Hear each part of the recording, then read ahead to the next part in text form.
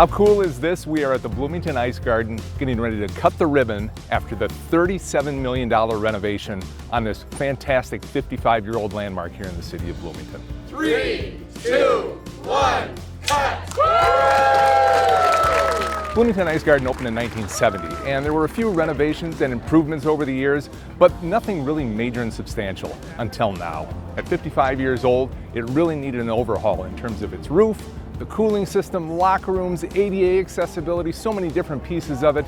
And now we have a state-of-the-art, almost brand new facility that's just going to be fantastic for our figure skaters, our hockey players, and our recreational skaters here in Bloomington.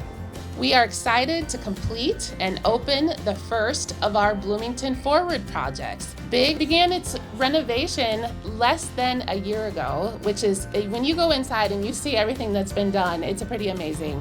I think the significance of the Bloomington Ice Garden Modernization Project is just the customer experience. Most of the renovations were geared towards functionality for the people who are using the building. So whether they're in a club, an association, part of the school teams, we really wanted the function of the building to be upgraded in order for them to just have a better experience as a whole, including lifts to the second floor, which would be huge for that ADA access, so that way people can come here, feel welcomed, have access to every part of each of the rinks. It's exciting. It's been a long time coming. There's a lot of families that play hockey in this city, and then you got figure skating as well, and all the other things. It's really fun to see like how nice this place is, and it puts us on par with a lot of the other arenas in the state.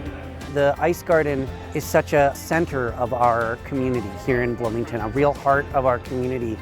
You know, the history here going back all the way to the Miracle on Ice team practicing here, in the 70s and 80s. Now know that the Ice Garden has continued to serve families so well into the future for so many years. It's just really, really exciting.